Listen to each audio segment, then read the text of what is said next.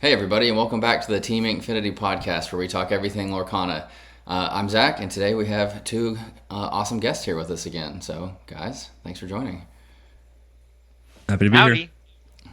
Cody, what are you going by now, Cody? What's I still think of you as the Lemon Limer because that was what your social handle Uh, was for forever. But I know you're kind of not on that train anymore. So I mean, I kind of technically am. Dog has been a lot of fun.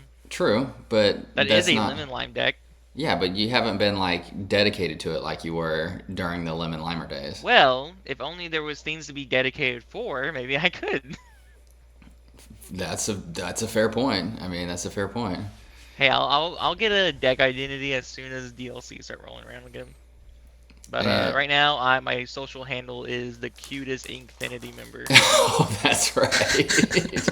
I forgot about that one. And then audio problem. McGee Daniel is back with us. And part of me was like, do I just not come on anymore, or do I just keep coming on until we get it right and then I stop? No, I So, look one of the for two. everybody that's been putting up with this. Genuinely, thank you. We've obviously been like trying to revamp this and like do a lot more engaging stuff with the video, and I thought I was tech savvy. Like I feel I'm the one kind of like controlling all the stuff behind the scenes, and I thought I was tech savvy and pretty ready to set all this up and go. And turns out clearly not the case. So Yeah, boy, were you wrong. that is correct. We talked last week about the forbidden episode of the new show we're doing that will never see the light of day because it is way worse than any of the other things we've put out that have been really poor to begin with too. So thank you for continuing to stick around. Hopefully this one's a lot better. I did a 5 minute, like I literally, like we were sitting getting ready and for 5 minutes I recorded. So if it's not good this time, I might just pack it up and you guys can host it or do something else. I don't know at this point. I'm excited for the idea of I'm gonna go to like a empty parking lot and we'll just shoot it on my iPhone. That has to be the best quality, or at If least it's medium. anything like the recent short video that you put out, then it'll be good. Speaking of, no joke. If you haven't seen the new short that Cody put out, it was reshared by the Team Inkfinity social media, but it's also on Cody's, it's at Kaiju Crab. Is that like the actual handle? 1 second. Oh my God, I he think doesn't even know. so. Like we're terrible. I don't Like stare at my profile. It's at Kaiju Crab 95, the one and okay, only. at Kaiju Crab 95. Go watch. I'll be honest, it's not the most high quality video ever produced, but I was What do literally you crying. I was mean? laughing so hard. I spent a lot of time on that. Okay, give us a quick rundown on how much time you spent on that high quality Um, production. Whenever we decided to talk together as a team, and for me to drift off from the conversation to when I came back and presented it to So everyone. 15 minutes.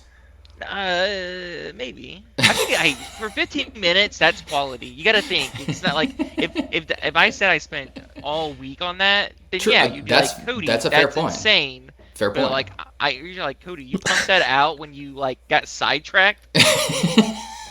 That's pretty great. Oh God, I wish I had it queued up right now and like ready to roll, because then I would just show it. But that's again, we're trying to keep very streamlined here in the No, it's capabilities, good. That's and good. like and build on it because I don't want to just like throw a wrench in it. Anyways, Yeah. If you show we're it too back at it. often, then it gets more toxic. Yeah, we're back at it again this week. We're talking not just like the top meta decks like we did last week because that mainly focuses on all the Sapphire stuff, but want to talk about like what we see like the overall top of the meta looking like and giving some people some options that aren't Sapphire to play, because I feel like the number one question we're getting in our Discord right now is like, how do you deal with Sapphire, or what do you play if you don't want to play Sapphire? Which we kind of saw that coming at the beginning of the set when all of the stuff was released between the Bell and the Sapphire Coil and the new Tamatoa. There was a lot of speculation that this is kind of where we would end up, and this is where we are. And so, with that said, there's a ton of Sapphire. We have all been kind of texting and watching the SSG 15K charity tournament today, and the top cut was, what was it, 13 of 16 was Sapphire? 11, yeah, 11 11. of 16 had Sapphire. Yeah. And then I think it was 56% of the field was Sapphire. So I mean that's about its fair share. That's a little over its fair share, but yeah, I mean anyways, there's still a lot of other fun stuff to play, I guess is what I'm trying to get at. So we'll kind of dive into all of that too. But Cody, we didn't even talk about this, but I'm going to throw you on the spot. So we normally do a card of the week, and just pick up just a random card to talk about. Ideally from the new set, but since I completely forgot about it until just now, I'm throwing you on the spot. I'm just gonna say you can talk about any card you want. So, card of the week, your floor, go. Is it card of the week like I like this card? It's whatever. It's literally whatever you want it to be. This is the tyrant that's. We're about to find out if he listened to last week's episode or not. Which we know he didn't. But. Anything you want it to be. It can be. It's a tyrant. It's my favorite card. It's something people should watch out for. This is a really fun card. Whatever you want it to be. I feel like I'm very niche right now because I've been only playing things that like I think are fun, and like I want to experience. So if I had to like give a Cody card of the week, I think it definitely has to be the 2-drop tramp in green. Or emerald. That has the enchanted. That I'm really sad I did not buy into before they doubled in price. If I had to arbitrarily blame someone in the Lorcana community, Ghosty. He ruined it for us. I thought you were going to say me because we had one at our local store, opened one, and I bought it before the price shot up, and so I thought you were and that's fine because I was like, oh yeah, I'm fine with that because there's going to be more out there in the wild. I mean, theoretically, yeah.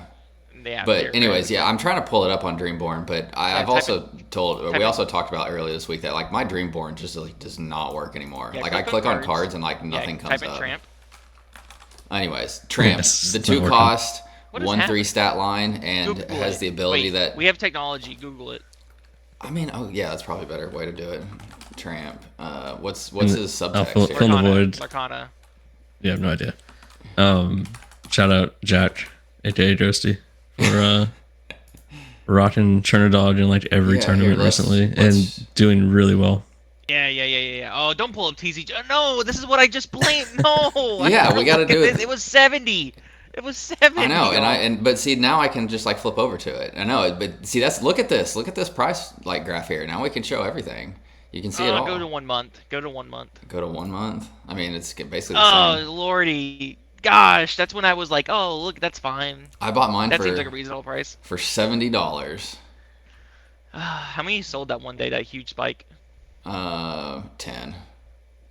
10 did that. Buying 10 caused that to happen. I mean, there's 10, 15, but that's 17. The moment. Yeah, I mean, there's probably been like 25 that sold. So they're honestly like, there's not that many like just in the population. So I guess technically Ghosty's successful run was after that, but I'm still gonna blame him.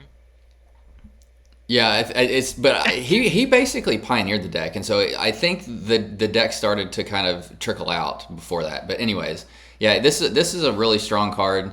His ability says when you play this character, chosen character of yours gets +1 strength for this turn for each character you have in play.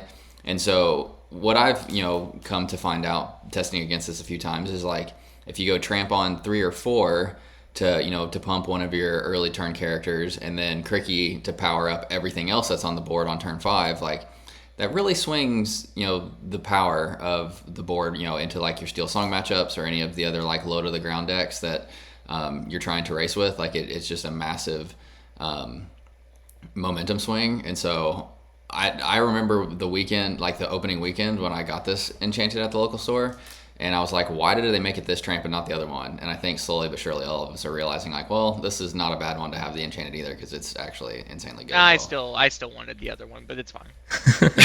I haven't gone that far yet, but like I was like, oh, at least they gave it to one of them. Yeah, I'm not saying I don't want the other one either. I'm just saying in general, like I'm much more okay with this one.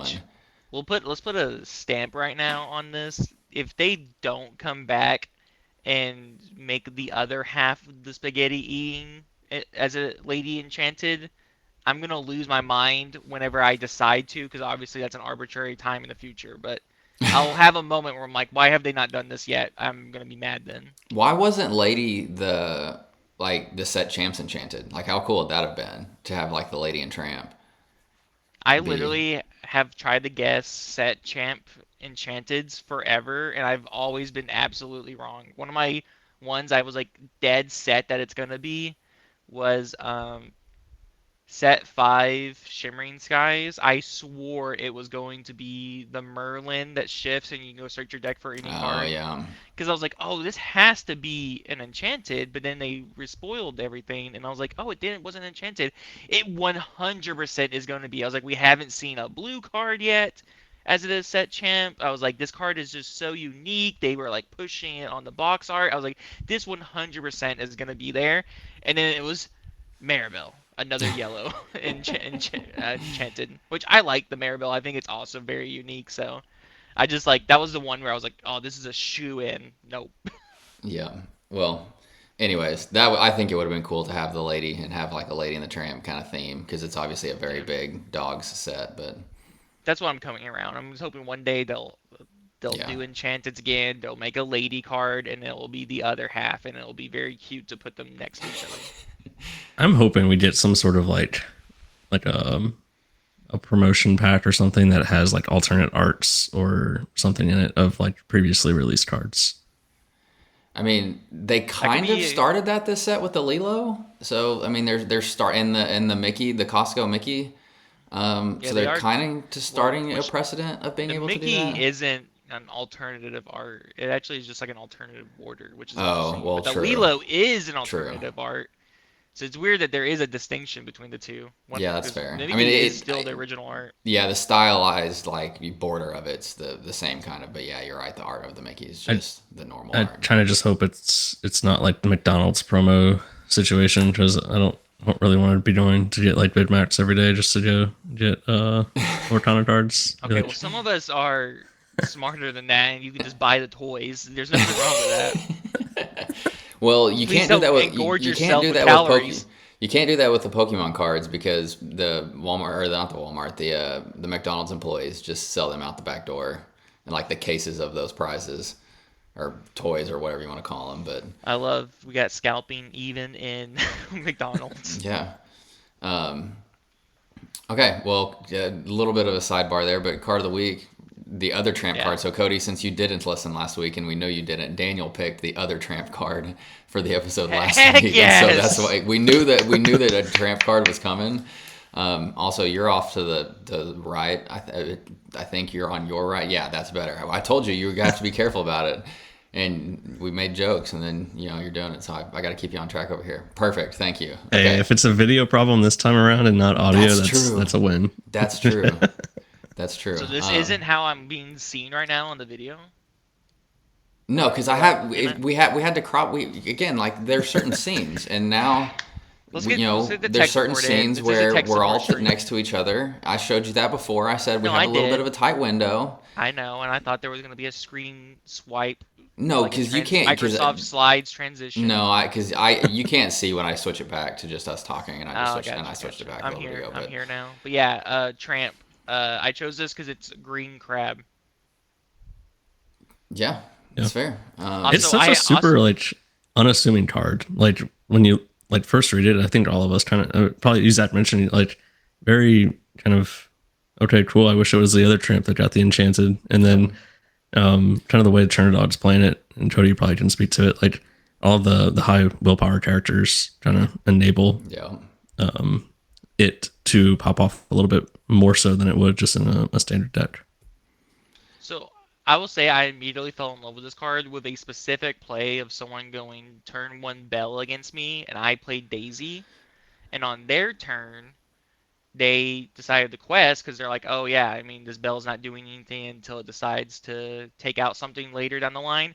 And my line came out to be a perfect going Lady on 1, making the Tramp cost 1 less, playing the Tramp, making my Daisy have 3 attack, swiped that right into that Bell and took it out, and that game was over from that moment on. Yeah. And I eventually even left the Daisy behind for a moment and was able to Rapunzel it. So like immediately after that, I was like, oh my gosh, they just gave Crab to Emerald. So yeah, I mean that's a perfect example. I think they always have the way that I see their like game design is they always have like a very straightforward play line where it's like turn 1 Lady, turn 2 Tramp.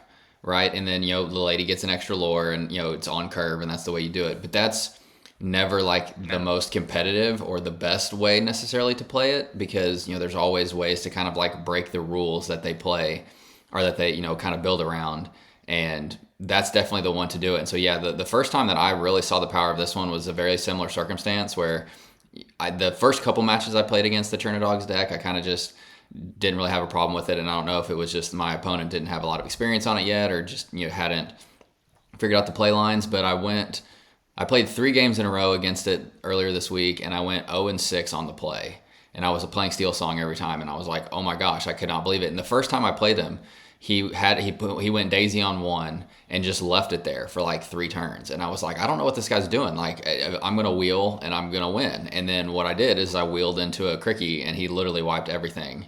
And then from there on out, I was just Oh cooked. my gosh! I was No just cooked. joke. Speaking of that card, whenever you put me on the spot for this, I chose Tramp. If it wasn't Tramp, I was gonna choose Cricky, because I Crickies. absolutely love Cricky, and Cricky's always been like an all-star card I want to add anytime I play Emerald. Yeah, it's it literally opened my eye, like that one line. So he did that the first game we played, and then I think it was the same guy a couple games in a row, and then just every game after that, I just on the songs I couldn't do it, because it was either turn 1 Daisy into like turn 2 Ursula that would like take the song that would deal with the Daisy, or it would take the whole new world so I couldn't refill, or it would just go really Also- wide into the Tramp like you just said, and then I was just cooked. Yeah, it was. And also, it was whenever brutal. you even have the song, like everything, this is the other part I really love about this deck, is that everything has like super big back end toughness. Or Yeah. the deck plays 8/0/4 turn 1 drops, and they just don't pass away. They just live forever. They're Yeah, eternal. and in a steel dominated meta, I mean, obviously there's a lot of Ruby Sapphire running around, which we'll definitely talk a little bit more about today. But if you look at the share of the meta of steel, it's probably above 50% between your Steel Song, your Purple Steels, and your Sapphire Steel. And so when you're very reliant on Strength of a Raging Fire and Zeus to be your removal tools, those are very limited in their capability of getting multiple targets off the board, obviously. And then even if they do banish their target, then the singer or whatever you're doing to cast the spell is then vulnerable. And the swing back with your Crickies or your Tramps, like we're talking about, is just really, really brutal. You forgot Green Steel too.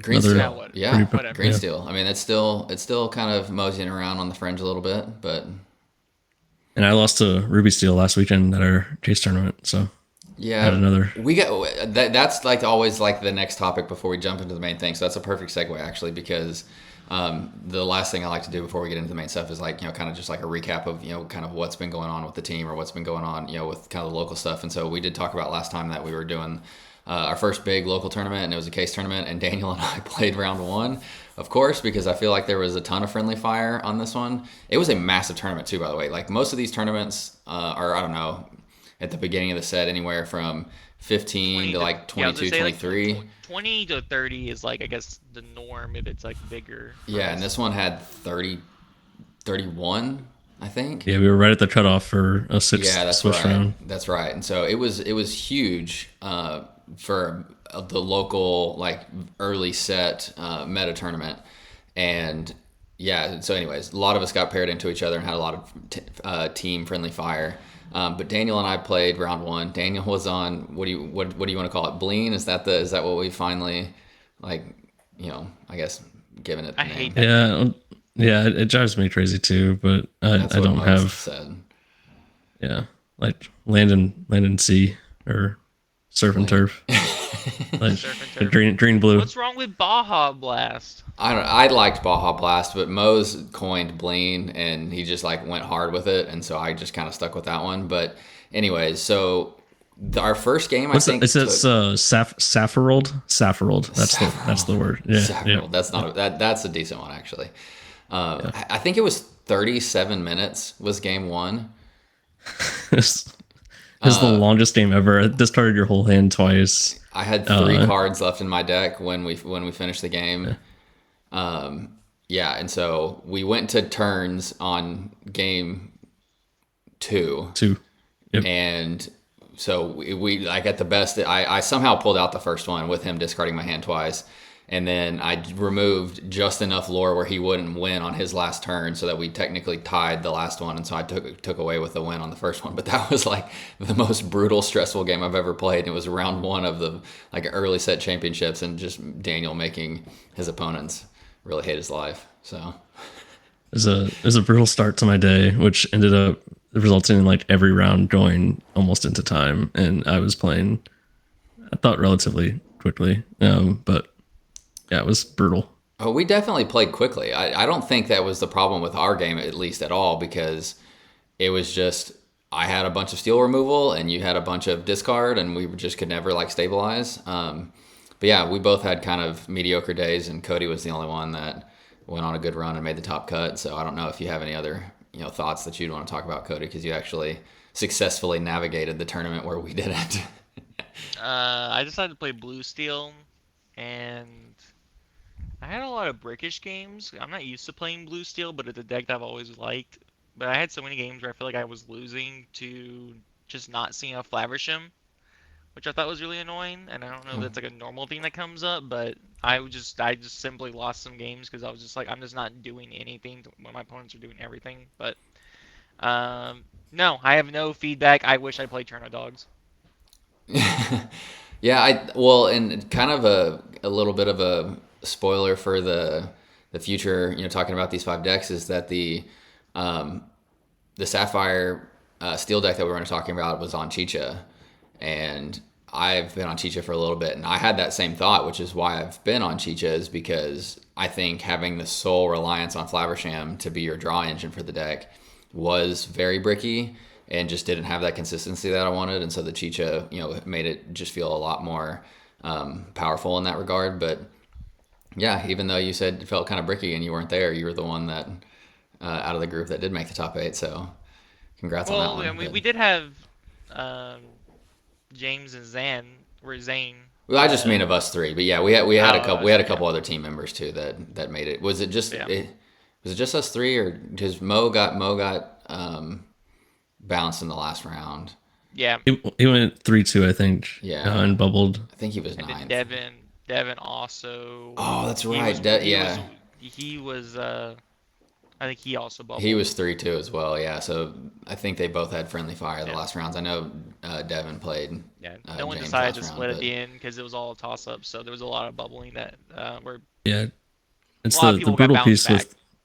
Definitely the brutal piece with like Swiss, when you're like at the like very high end of the like player count within a Swiss like count, is that you're going to end up having a very tough top cut.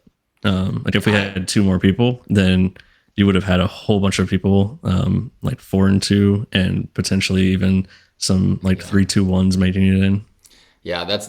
I feel like that's always the local joke when it's like right there at the cusp. Somebody's always like, somebody else just buy in and just throw another body in the mix so that we can get another round. Honestly, though, I'm kind of glad I had a migraine after playing all those long. Yeah, long you games. asked for that though. You decided to show up with that. Yeah, deck, there's nobody to blame but yourself for that one. It's okay. It's fine. I learned my lesson. But so game 2 against Zach, for what it's worth, there was a turn in time where I had like played Ink Geyser, and I think I had more cards in my hand than I had in my ink or in my deck at that point. It was brutal. But yeah, and then you played Pete on me and like made my turn a lot easier because oh my god, how do we forget about that? 15 cards to the side. His hand probably was genuinely 16, 18 cards, and he was going through his hand and he was like, can't play that, can't play that, can't play that, can't play that, can't play that, to like narrow it down to like what actually was playable for the turn. And honestly, at first I didn't realize that's what you were doing. I thought it was just like from it was a Clarabelle or it was something else that was just more ink that you could get to, and then I was like, wait, these are all the actions in his hand that he can't do this turn. But yeah, anyways, yeah, so fun local tournament. Definitely learned a lot, definitely still want to evolve. I think the red blue behemoth in the atmosphere is still very much a thing. I got paired into Mo round 4, and that was like my, you have to keep winning to lose or to keep going on, and he just obliterated. Like he just had every removal tool possible, and so we'll definitely talk about that in a little bit. But yeah, I guess let's go ahead and jump in here, and so let's switch back over and let's look at the first deck to talk about, which is Steel Song. So. Again, Steel Song I don't think is quite as strong as it was in the previous sets, just because, again, like the Churna Dogs deck with all of these high willpower characters, you have some ramp decks that are back on Fishbone Quill, and anytime you're casting a whole new world on a deck that has a Fishbone Quill down, that's very beneficial to them. And then obviously the Bell on turn 1 can be a big hindrance to the deck as well, but Alex, aka Wochuck, has been one of the, I think, strongest Steel Song players, and he's proven time and time again that it's a really strong deck and continues to do really well. And this is the list from the SSG tournament that we're talking about that we've been watching today that he played, and came in. What does it say? I think it was like 29th out of 140 something, and so really strong showing, and in the right hands, it's still a very formidable deck. But yeah, I don't think either of you have been ever real big Steel Song fans. I know, Cody, you did some more of the Diggy Hole stuff last set, but yeah, what are your thoughts on this one? I think the Bianca is a kind of a sleeper still. Well, I mean, definitely not for this deck. I think it's definitely the right way to play Steel Song right now. It's just putting out a 5/5 that can sing Whole New World on turn 4 turns out to be really good, and it's hard to really fight back against it.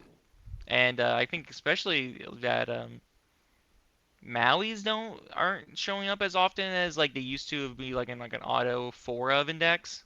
Yeah. Then like it kind of is like one of the biggest things on the table. So I think it always feels good to be doing that when you're facing other decks. Like I feel like right now, if you had to like put a metric on like I'm going to be so bad about this because I keep getting mixed up with Magic the Gathering terminology, but the willpower and toughness. Strength and toughness. Strength and God, I messed it up. Strength and willpower. Strength and willpower. The strength and willpower on the table, it's like 3/3 is like what you're trying to beat, right?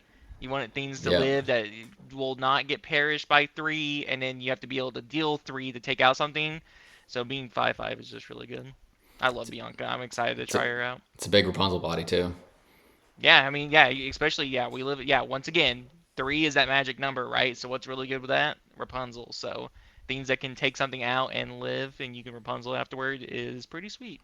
Yes. If anything, actually, I might be moving into the Steel Song world because I am like the most sporadic player. I don't ever really feel like I have like a deck that like really like encapsulates my gameplay. I kind of just adapt to like whatever I'm enjoying at the time, and I just love playing Rapunzel. I feel like I've skipped all of the great years of playing Rapunzel.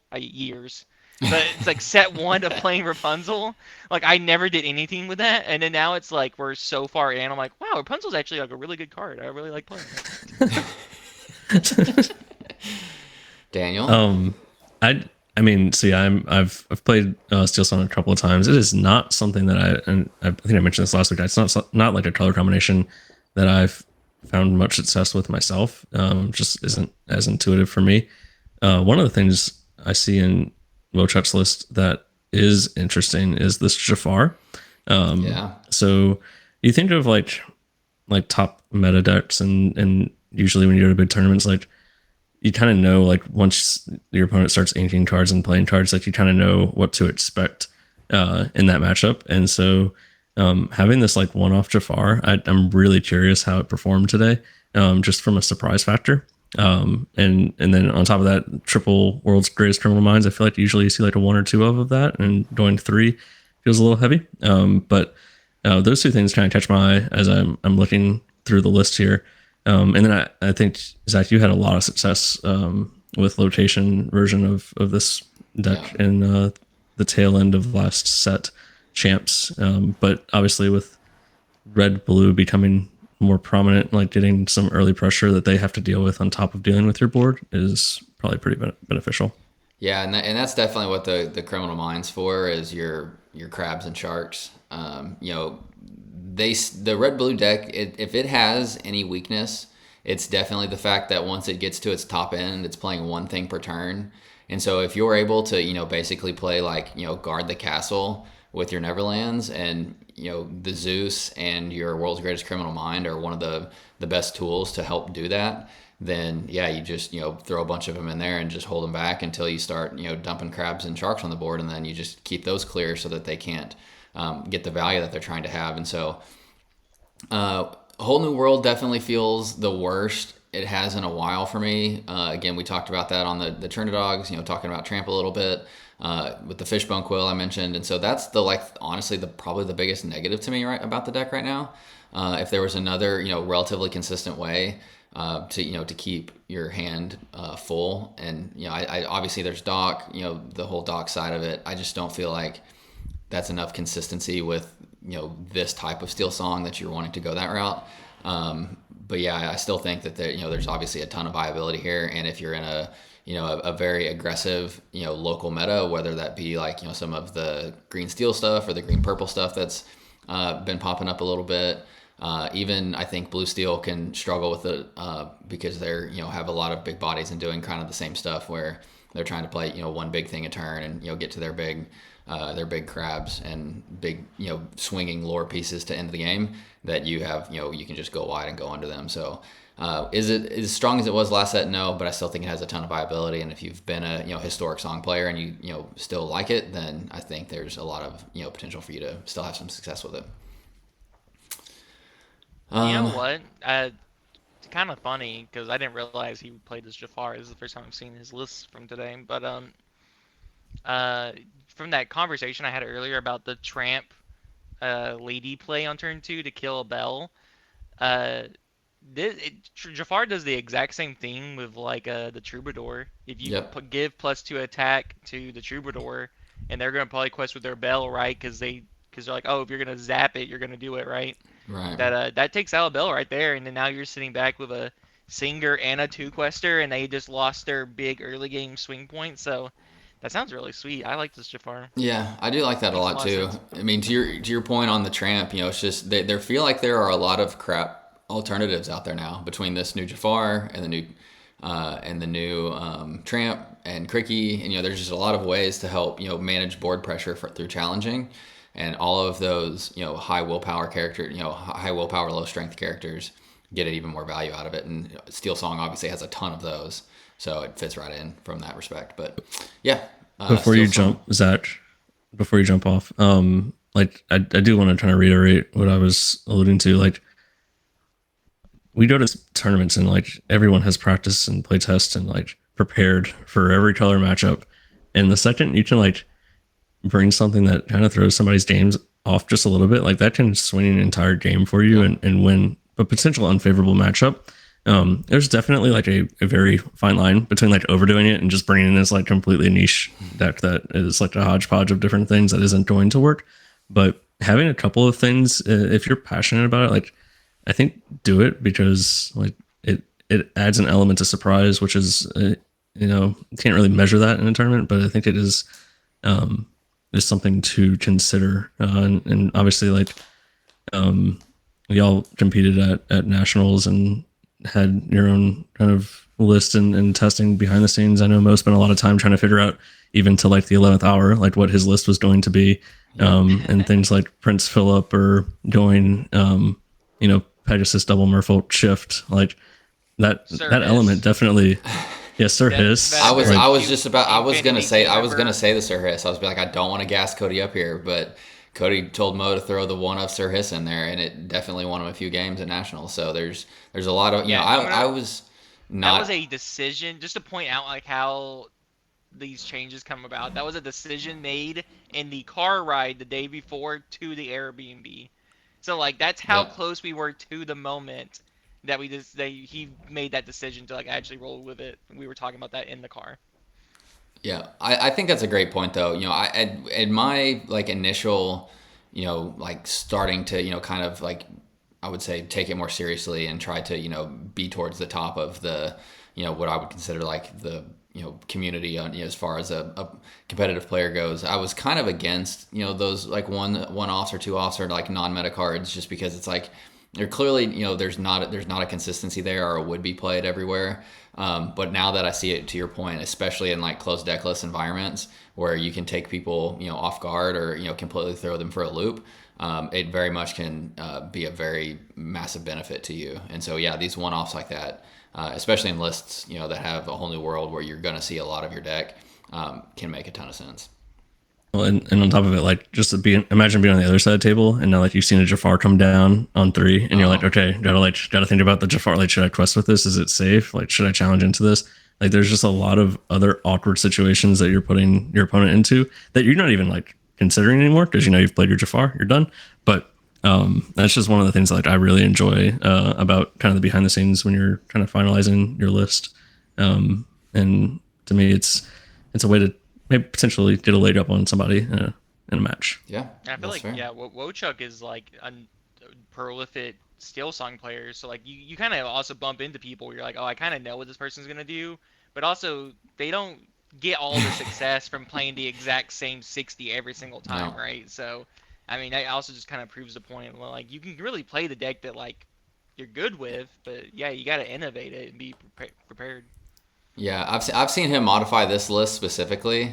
Like, I mean, I bet if I like just like scroll through his social feed real quick, like that's what he brought today. Like if we just go through this here kind of quick, like here's what he played a couple weeks ago. He was only on 3 Biancas. Gaston. He was on Gaston. No Lawrence. No Jafar. Jafar.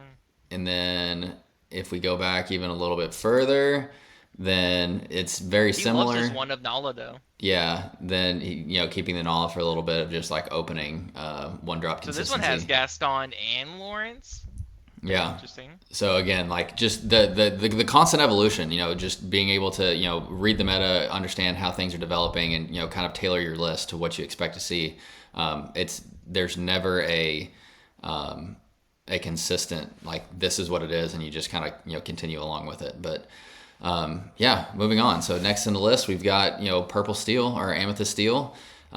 This has been, I think, one of the more, I would say flexible color combinations, in the past couple sets, from like your very low to the ground, dock versions that just, dump a bunch of stuff on the board and, bounce, repeat dock, to, some of the more location type stuff, to some of the more mid-rangey.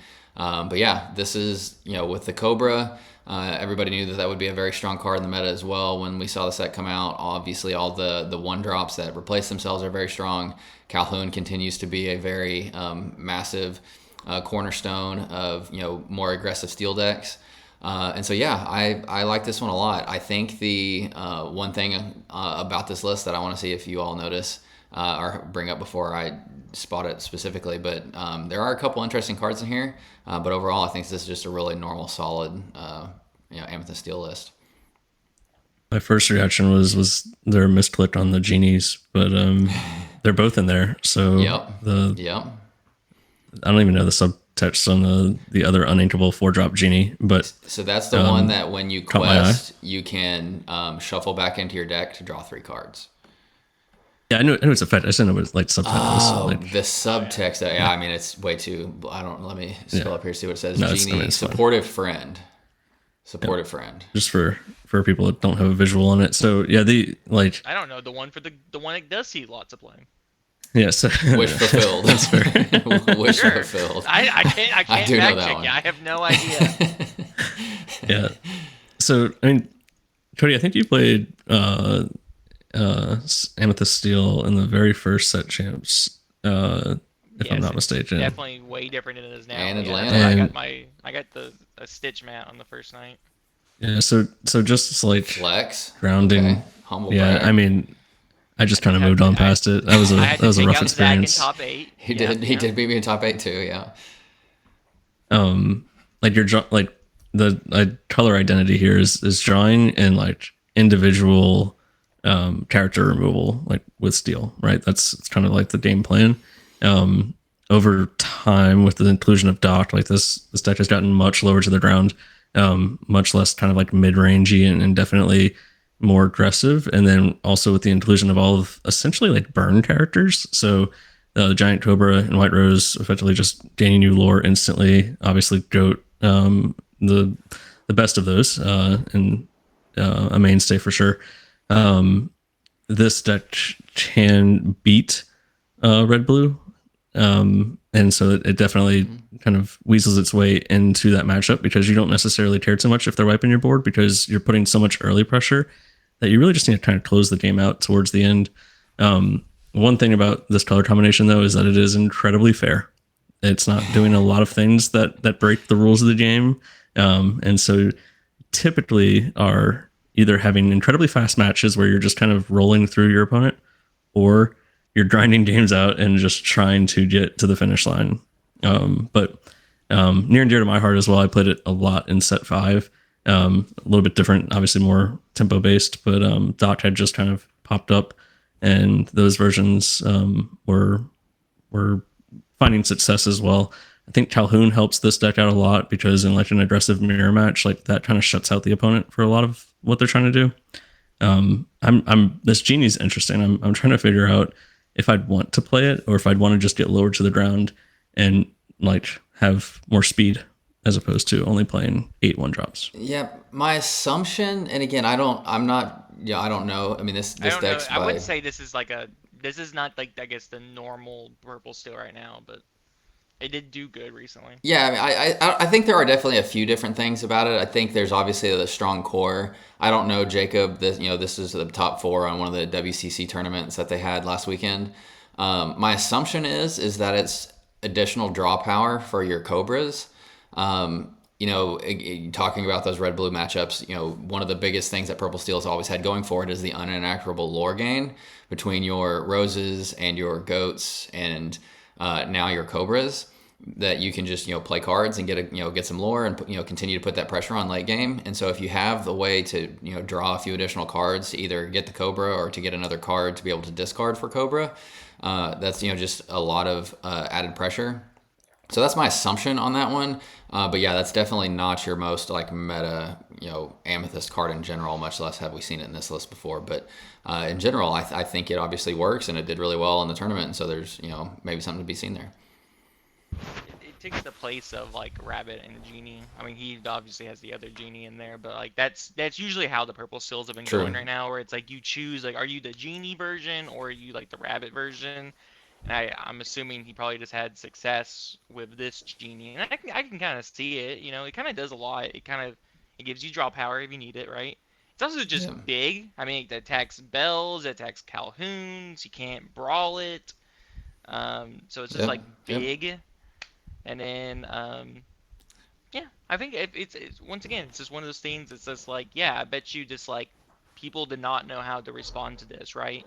Yeah, I'm gonna be prepared them next turn. Now they just popped their Genie and went to go draw 3 cards and like set up before it. This list also does fire the cannons, which is probably also not like typical. But it would probably make you better into any other smaller decks. If I learned anything from our case tournament, it's that I played 2 Fire the Cannons in my blue steel list, and the Steel Song decks don't like it when you blow up their Cinderella. So that definitely is really helpful. It shot Oswalds, it can shoot Diablos. So yeah, I think what Daniel said, that like Purple Steel is definitely like it's the deck that like it's very obvious what it's doing, right? Yeah, it's lower to the ground, playing really great, strong characters, a lot of wide range on what exactly they're doing.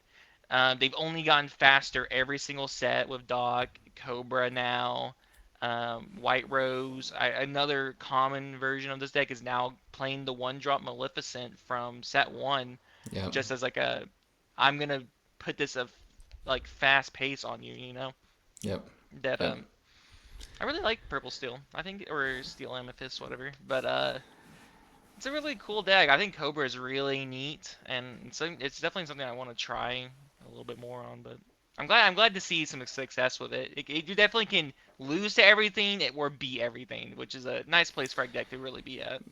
Yeah, it's fair. Like Daniel said, it just does stuff well, but it doesn't do a whole bunch of cheating like you would get from your Sapphires or your Ruby decks. So. It maximizes the mechanics of the game, but it does not create its own. Like it Yeah, is. this deck read the starter book.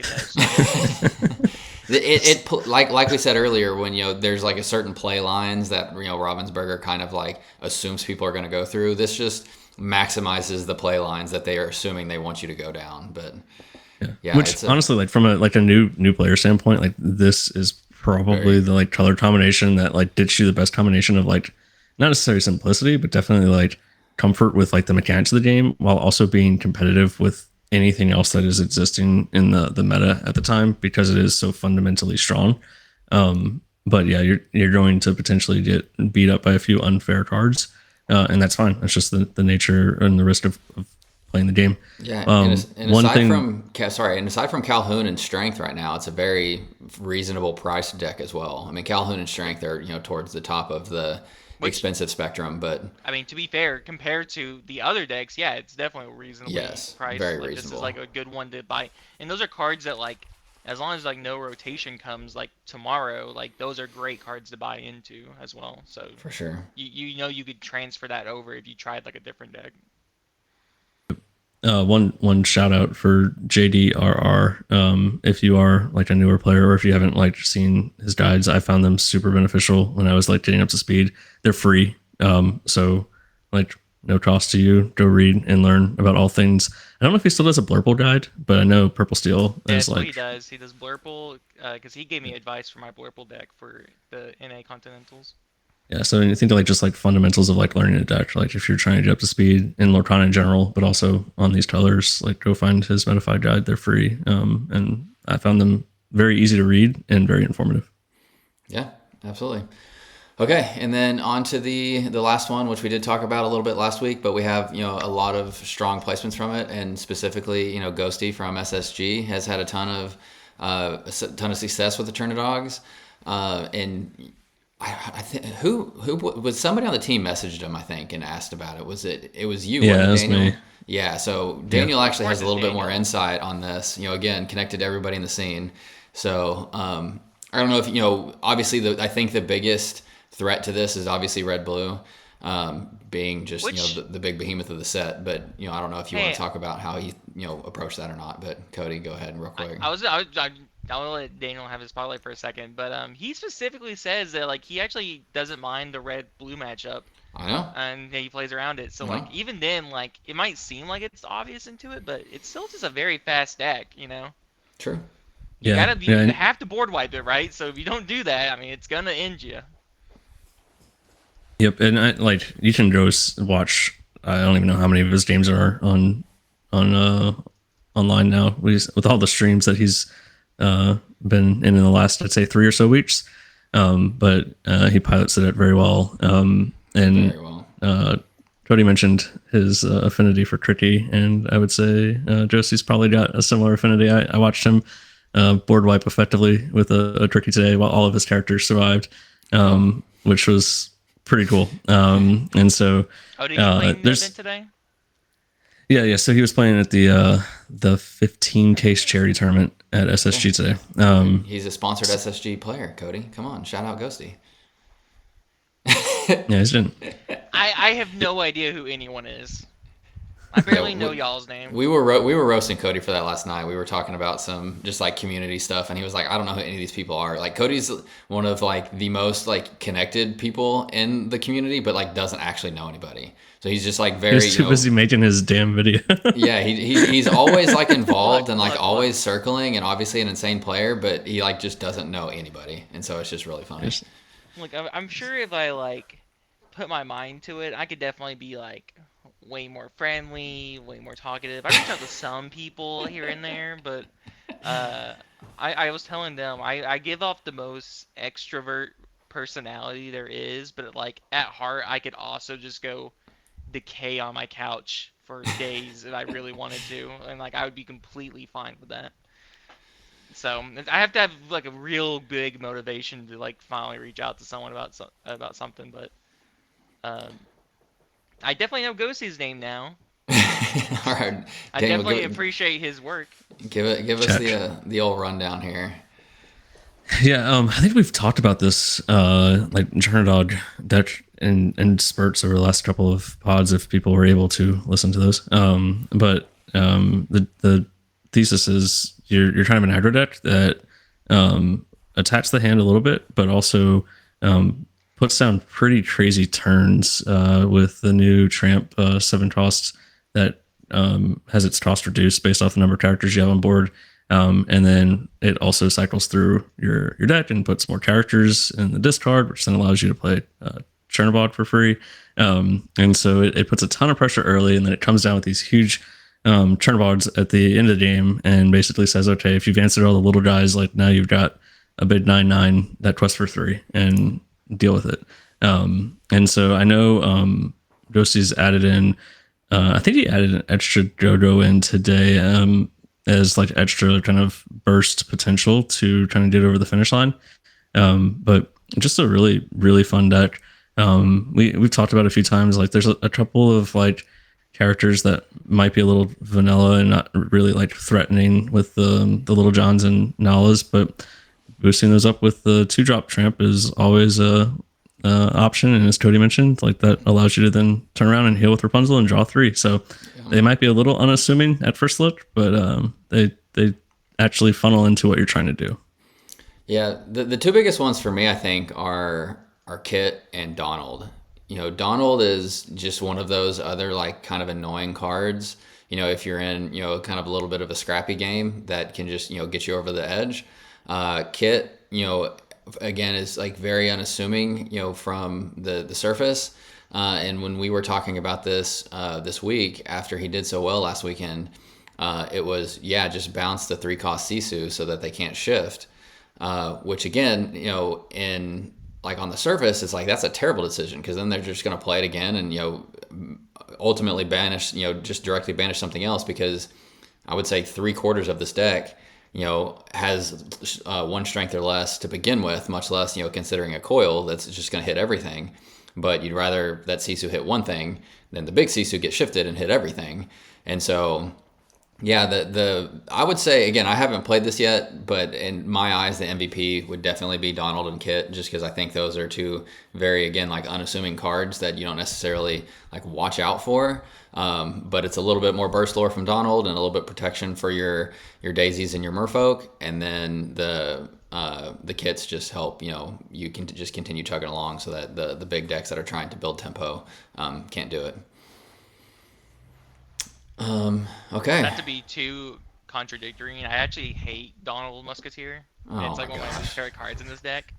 Okay? Are you being you just trolling me here? Or are you being serious? No, I actually like it's like the one card like if out of like Oh. doing my testing, it's the one I'd be willing to cut. But I don't Okay. know if that is for everyone else. I just personally have never Well, really enjoyed it, yeah. I mean, and I feel like Donald definitely hit some slight bumps this set where it's like, oh yeah, Calhoun existed, so that was obviously a really good way to take care of it. Bell on top of it did not help those numbers, so true. there's like it does feel like there's a lot more easy ways to kill it than what used to happen. But um, I agree. I think it's just like it's one of those things. It's like I think it's a card that like doesn't see enough like a lot of playing across the board. Obviously, like there's not like a ton of like winning decks with it. That like it probably will catch someone off by surprise where they go, oh yeah, I have everything lined up perfectly. I know exactly what this deck's about to do.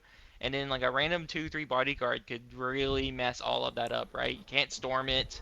Well, You and the have to additional have some lore memory too. power to Like, you kill know, it. if you're Yeah, playing a control deck, that's like, okay, you know, they've got, you know, 2 lore on board and they need 3 to win now. So, you know, I just bought myself another turn, and you have a Donald come down, then you know that just completely, you know, changes that's what I was thinking. Like a the Maui. math. Like if they're like, oh, I'm gonna ramp into this Maui and like take Yeah. out their Daisy, right?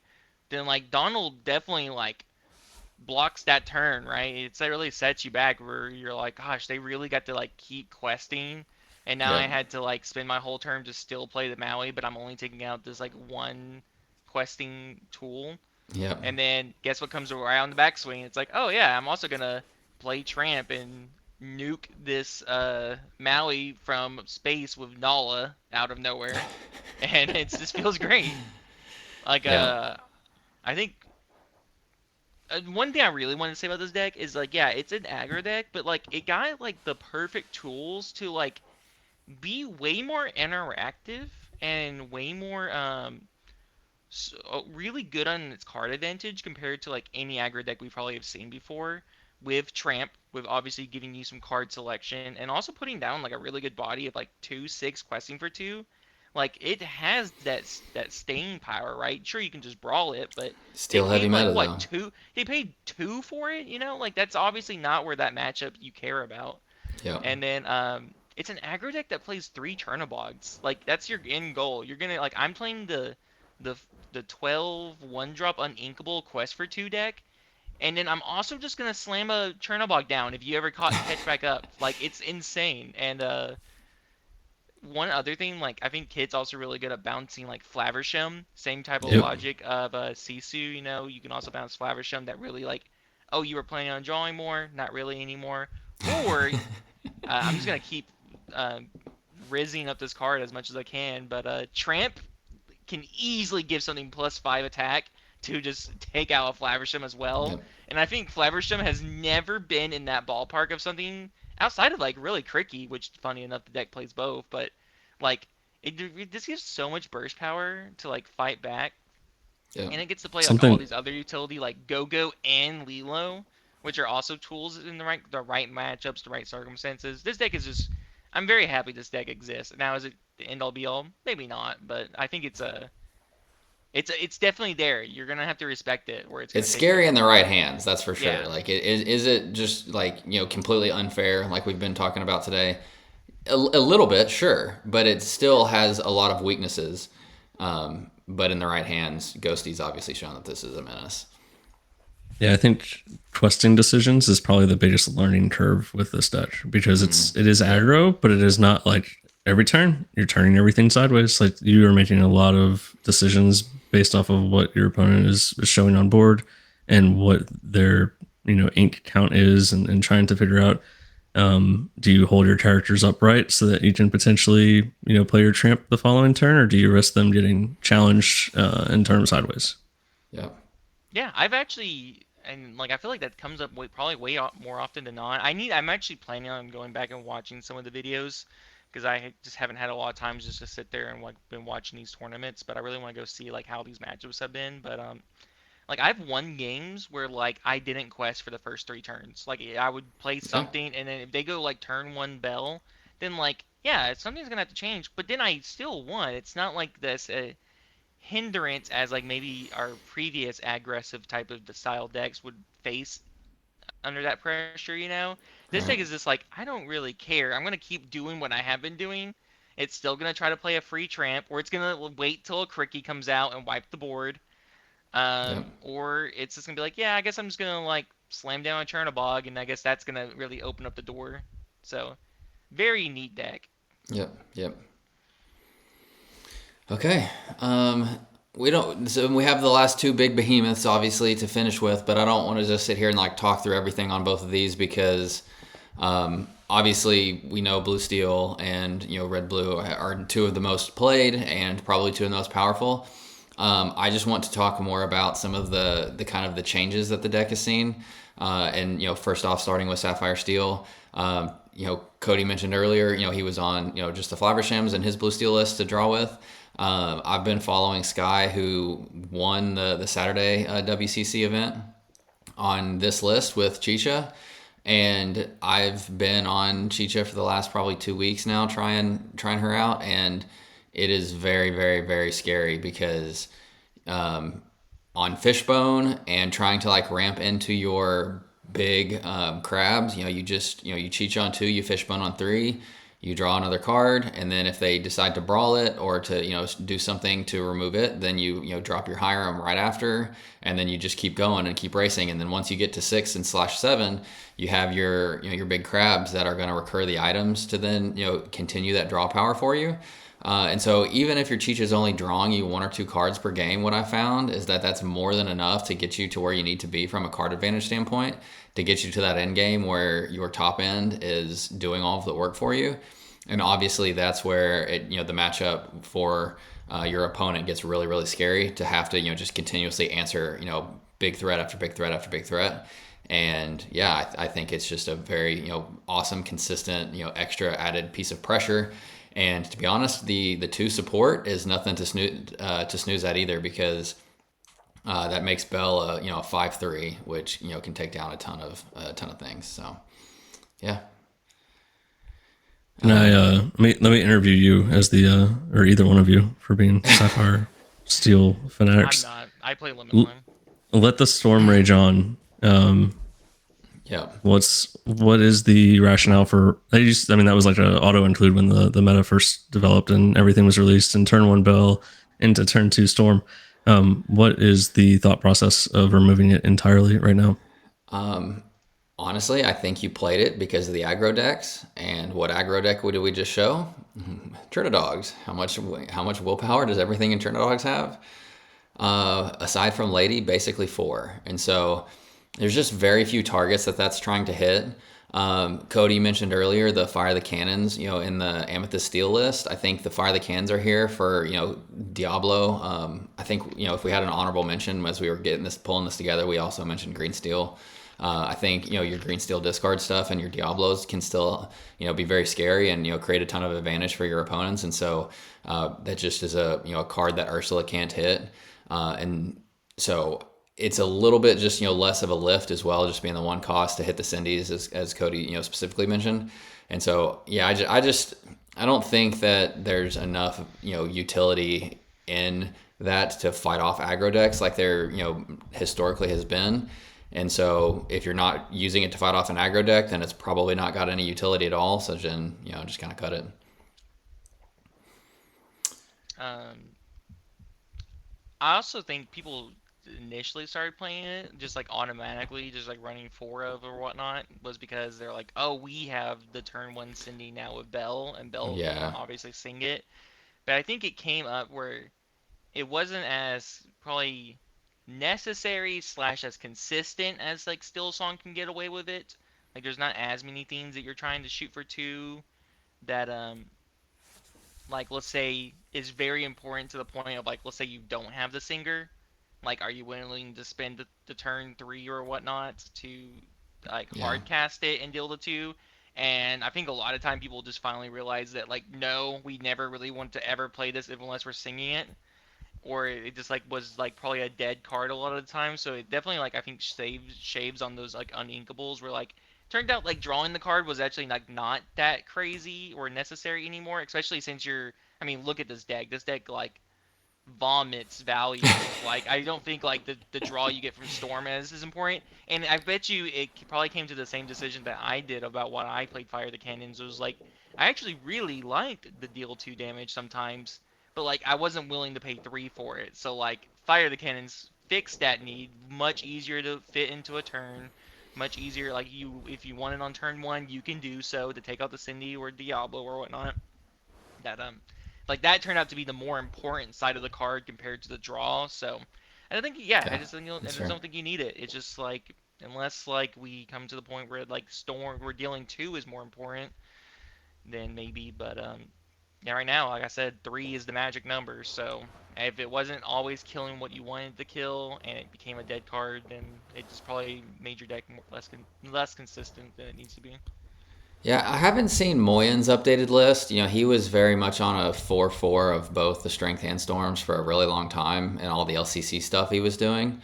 Um, but yeah, I'm just on Cody's side. I just never there was never enough, to need to like actually like hard cast it. And if you're singing just to draw a card, there are better ways to do that.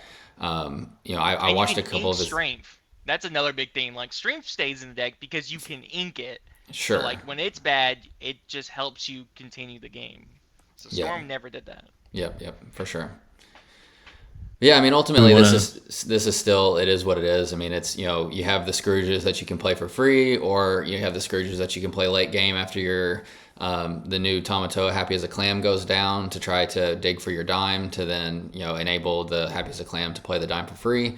Uh, if you at worst case scenario, that's what it's doing. It's best case scenario, it's getting played for free, like I mentioned, and then obviously you have your top end closers with both of the crabs, the Happy as a Clam and the So Shiny. So, yeah, it's just a incredibly consistent deck from that regard. on average, how many items did you have on board in your matches? Oh gosh, 4 or 5 probably. it's very weird because it depends on like what you consider on board, because those like the popsicles are always there, but they're always being cycled, and so it's even if it's just popping for free to just like bring it back, or put it back in your hand to then replay next turn even. But yeah, it's usually you're trying to have, I would say, at least definitely one fishbone. Like fishbone definitely enables the deck. I found that if you don't find fishbone relatively early and you're relying just on sail to ramp, it can make your matchups a lot more difficult, especially into the Ruby Sapphire. So definitely a fishbone, and then obviously between your Fortispheres and your popsicles, ideally you have at least 2 of both of those, and then a dime to close it out would probably be, I would say a normal game. I think I had like less than 3 always. Dang. Okay. Well then, what do I know? I only play 3 fishbones as well. Oh, okay. Were you on a GSD? Is that Greystone? Dragon? Yeah, I did cut one for Greystone. Okay. I'm asking for two reasons. One was like, did you guys ever play free Scrooges?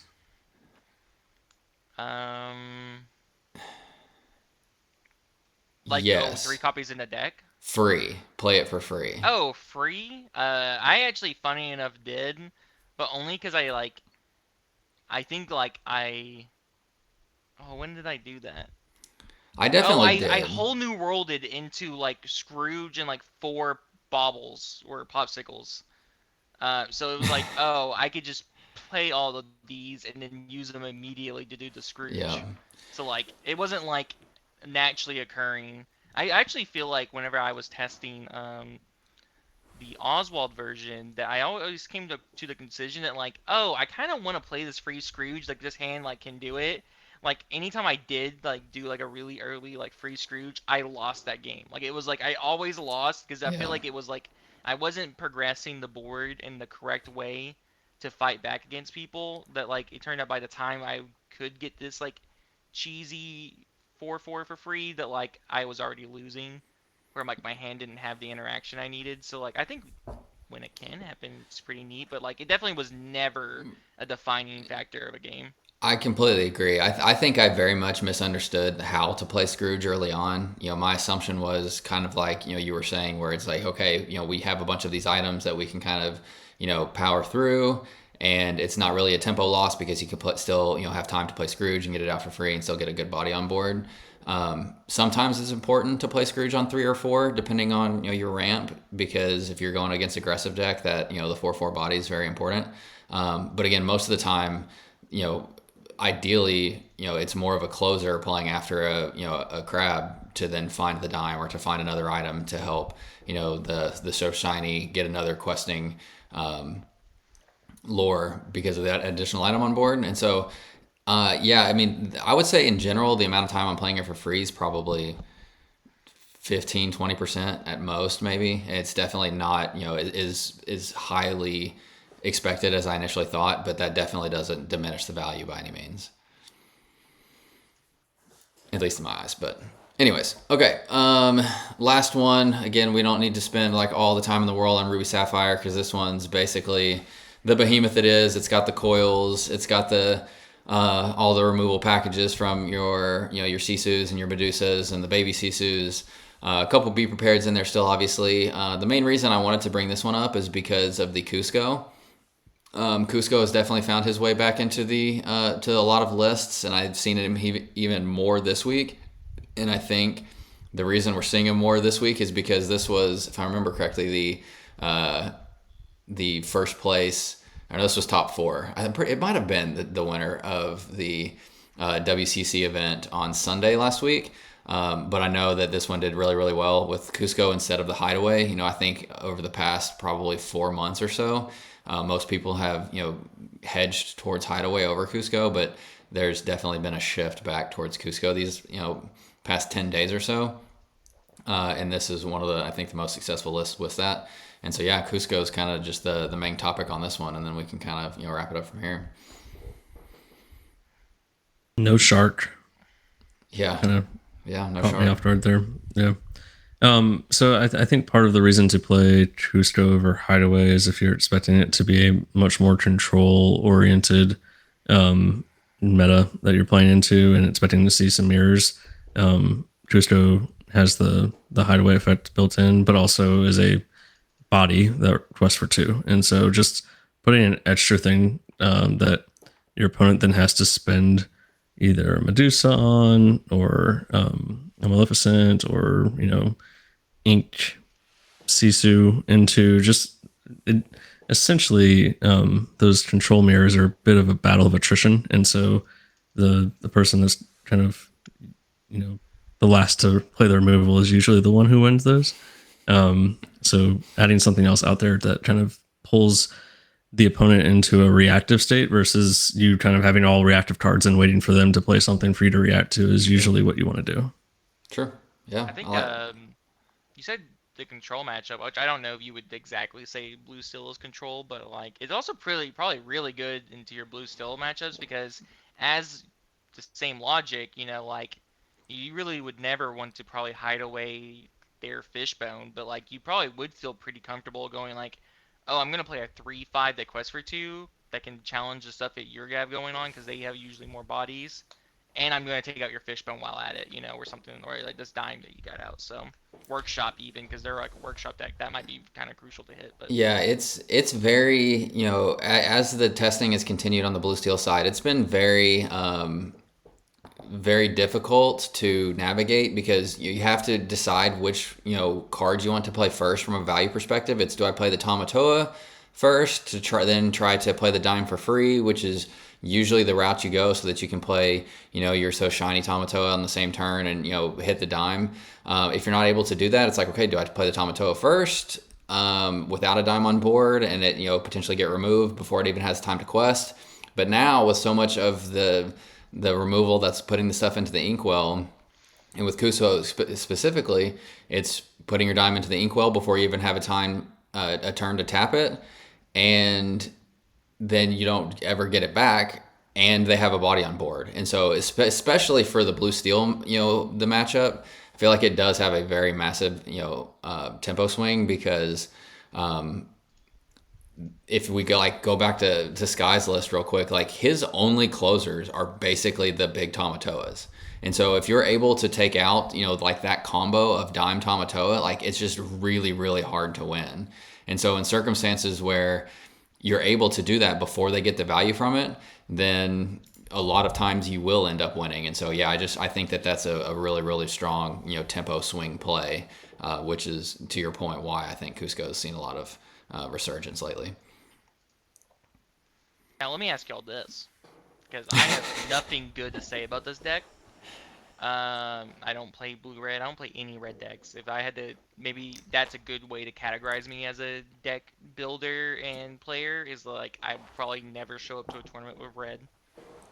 Fair. Yeah, that's a fair specimen. But I definitely feel like we are in the exact same. This is gonna be a controversial topic. I'm just gonna throw this out there.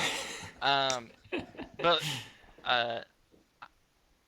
I don't think it's always necessary to do bans, but I definitely feel like this is the moment I feel like we are in the exact same place that we were when Bucky existed, where it's like Bucky is everywhere. I even feel like this deck is showing up way more than Bucky is, with like consistency and maybe like how annoying it is to face. That like, if I was thinking as the people who run this game, Ravensburger, that I feel like they might be in the same situation that they were with Bucky, where like they might make a decision to do something with a card in this deck, because I feel like people are frustrated. But which one is it though? Like I think. So that's what I wanted to ask you. I feel like that'd be a great way to kind of end up with this one, because this deck is obviously good, right? I would. But blue Sapphire is very oppressive right now. To me, it's either Coil or Sisu. I think most people would probably say Hiram. Yeah. And while that's a big problem and does, give a lot of advantage, I think there are definitely ways to play around him. If he's like the only problem in the deck, then, your Ruby Amethyst comes back and just plays 4 brawls and deals with your Hiram. Your really fast, low to the ground decks go really, really quick, and if you're playing a Hiram on curve that then can't do anything to fight back the next turn, then you're in trouble. And so I think, is he a fair card? No. but I don't think he's the thing that makes this deck the most unfair. I think the one-sided board wipes are what make this deck the most oppressive, and Sisu and Coil are what enable those, and so it has to be one of those two things in my mind. But I'm going to throw this at you. If Flaversham was not in the deck, do you think a Sisu Coil deck would still be as consistent as it is right now? I think you could figure out ways to make it happen. And I think that's fine, but the question is, do you think it's going to be as consistent as it is right now? No, but I could ask you, absolutely not, but I could say the same thing. I would say if Sisu weren't around, would blue-red be near as consistent as it would? Because they'd have to rely on 4 preps, and then you just have a Pete meta, and everybody just plays Pete. It would, because DKP did it all of set 6 without the Sisu package and just relying on defend the manners. I guess maybe what I'm getting at is that, like, I feel like if we don't hit a rotation at some point, which there might be something that comes up in conversations, that might be a good I was just about. That's actually what I wanted to talk about next week. That's a perfect segue for next week's episode. That's actually what was my thought process for next week. But like, I guess my idea is, I don't like these one-sided board wipes, and I definitely feel like Sisu is like a very powerful card. But like, I will say, me personally, like, I feel like I'm more okay existing in the world that Sisu exists. But the reason why this deck is so consistent and so powerful is it does just have cards that just draw you so many cards that you really can't interact with. Like you said, you can just brawl the Flaversham. They still got to draw their 2 cards, so now you are at a net loss for what they did on their turn. And that's fair. Other decks don't have a free draw to on a body that continuously draws it.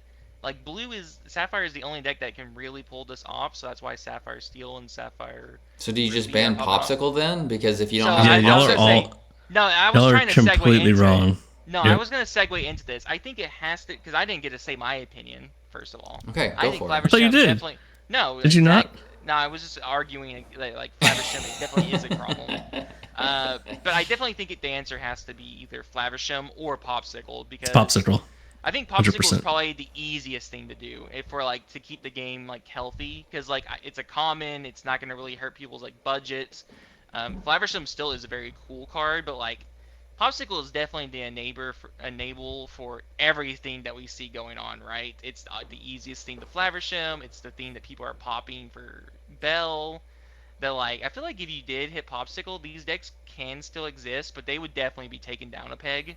And I think it probably is necessary at this point, just because these decks are really consistent and very powerful. All right, well, here's my argument against Popsicle. 1, it makes Nick Wild obsolete. There's no point for Nick Wild then if you're banning his buddy. Ban him too. Get him out of there. And then 2, for Sisu, just like Diablo, Sisu has what we like to call enchanted cards. And I don't think they're going to ban / errata an enchanted card. I don't think they should. That's what I'm saying. Popsicle is scared of it. Yeah. Okay. I think it's Popsicle, hands down. Can I actually say something? Because I've thought about this. So like, yes, it clearly would make you've said a lot of something. It would make when did Nick you ever Wild, ask for permission? Whatever. Y'all invited me. That's true. So it's our fault. Nick Wild actually, would get a complete nerf if we did get rid of Popsicle. So let's say this. I don't like the idea of eroding cards, but like if we eroded it for good reasons, maybe I could see it. Like let's say they did decide they just want to ban Popsicle. Just get it out here. It's a common. It's not going to be that crazy. They just want to like try to make things a little bit more healthier. And then they also were like in the same dev moment. Let's say they gave a buff to Nick Wild. And the first thing I was like, well, how could you buff Nick Wild? And I was like, instead of him only getting back Popsicle, how do y'all feel if they made Nick Wild be able to get back any 1-drop item from your discard to your hand? Why not? Like, do y'all think that's bad? Do you think that's nothing? Do y'all think that's actually good? I think why not? I mean, the unconventional tool has a little bit more utility because you can pop it, play something more expensive for free, get it back, do it again. Sure. I don't know. That could be fun. I feel like that would be a good. All I'm getting at is that sounds like that would be an interesting fix for it, right? Because then he's kind of doing the same thing he did before. Yeah. Oh. Yeah, I'm just gonna say, you totally are lying because you love two errata cards. You actually tweeted a Bucky errata very recently. No, So. Ravensburger did that. They did it on April 1st. Did you not get So the post? I'm Kaiju number 8. I'm very much in the boat of I do not like to like change the text on physical cards because it confuses a lot of people, and I've mentioned that a few times. Here's our Bucky errata. If we had to guess, This is so cute. Yeah, well, you're biased. Yeah, I am.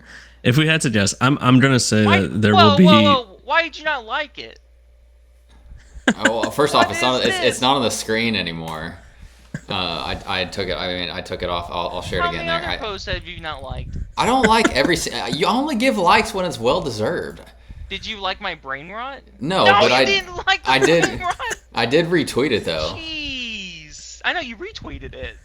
So is that not the same thing? Okay, I'm off of that one. Yeah, there's Cody's video. Like there's a preview of Cody's video if you if you want to know what Cody does in his free time. Do we want to watch it? No, because I don't know how the sound will work. I don't think the sound will work. I need to try that. I need to That's figure that one out before. That's not the most obvious reason not to watch it. I will say I do not think we will see any sort of errata or ban on anything at this like set champ season. My guess is we'll wait until whenever like DLCs and such, because like from a Ravensburger perspective, like they don't have any like of their own official tournament data to run off of. They're strictly looking if they are on anything that's third party run. So I would just venture to say that we probably won't see any of that happen. Well, and then rotations we can definitely talk about on a future pod. Next week's episode. That's all I was getting at. It's like I feel like we're just are at the same point as Bucky if we haven't even passed that point. So that's all I was getting at. Is like if we think back to how the history of this game has gone. Yeah, I'm completely with you. I hope they don't errata anything because I think that's really complicated and very confusing for existing players and new ones. But I'm okay with a ban here and there, and I do definitely feel like Popsicle would be the easiest thing to hit that doesn't drastically change the game, but does probably make the meta healthier with slowing down these Sapphire decks. Spoiler alert: if Cody joins us on next week's episode for the errata versus rotation or ban versus rotation conversation, that he's very much pro rotation, I would say. Well, you're not gonna get him to join unless you. Yeah, you're not gonna get him to join unless you send screenshots of you liking every tweet he has from now until then. Yeah, I'm actually just gonna need your login ID and password from Twitter, and I will go like it for you. Don't worry. Okay, I'm reeling us back in here. All right, final thoughts on the current meta state. Like, what should people think of as far as dealing with the big bad Sapphire decks? You know, what are we thinking for? You know, we're what, less than? I mean, yeah, we're technically like just a couple days under a month away for set champ season to start. So what are we doing to get ready for that? You wanna go first, Daniel? I mean, like the point of the game is to have fun. So if they're not, making the game fun, then rip up their cards. All right, I like it. No, I've mentioned this before. Like, there's plenty of options. I'm leaning very heavily into some sort of lemon lime under the sea deck because I feel very confident into the big bad matchup of Ruby Sapphire, but. At the end of the day, if you're preparing for late set champs, I think being comfortable with whatever you're playing is number one. Like, you can't just pick up a deck list off of Dreamborn and try to go run it. You've got to have a lot of confidence in what you're playing. And then obviously if you kind of know your local scene, that helps too. If there's not a lot of Ruby Sapphire players, then you might be able to get away with something that Ruby Sapphire kind of suppresses. Also, I'm super distracted right now, not only because of this video that's running in front of us. I'm taking it off. I'm trying to decide where we want in this. Like, let's end on a good one. Let's go back to the dogs, just because I was just laughing at Cody's like subtitle under his profile says second in the state, so I thought that was also. I know. I'm not. I went from first, and I'm not even second anymore. Statistically, Yeah, technically. Okay. I don't even know if I answered your question, Zach, but I'll fire it away to Cody. That's fine. Yeah, you've got 30 seconds, and then I'm cutting you off. Okay, I'll start right now. So, I actually, with the maybe like the radical conversation I was having before about needing to like ban something, which I'm kind of on board. I feel like we are going to hit the point where that's necessary, but I actually definitely feel like you really can play anything right now. I think you definitely get into like some kind of trouble area where once you start facing off against like some really competent and consistent players that play like blue, red, like their life depends on it. Time. And yeah, definitely you're not gonna run into those guys as often. But I'm just gonna ignore that. But I will say that like, like I definitely the feel like Oscars music playing. yeah, start playing music. I definitely feel like there's a lot of decks you can play right now. I think you can, as long as you play something that you are consistent with, and that you enjoy doing, and that you know the matchups on. I think you'll be fine. This is so rude. I actually did remember to do it for once. I couldn't remember which one was the crickets. I'm pretty sure it's this one. Yeah. See, I meant to give you the crickets. So you tried to play crickets, but you played air horn. That's what I'm saying. The crickets would have been funny because we're like, okay, we're over your opinion now. Well, like this is just a cricket's opinion. It was hateful. I was trying to say some nice stuff. All right, Cody, go ahead and give us your thoughts on a rotation since we have to join us. We're literally an hour and a half in. This episode cannot be 2.5 hours. We're not doing one of those like 4-hour podcast all episodes. I'm saying is play whatever deck you feel competent with. You know the matchups. You'll probably do good. Catch us next week for the conversation on our thoughts on ban / errata / rotation for cards. So. All right. Hopefully the audio is better this week. Invited for. You are invited. Is that something you want to be involved in? Sure. No, you already in. No, I haven't. I'm getting ready to. There's no editing in this. All right, we're out. Peace, everyone.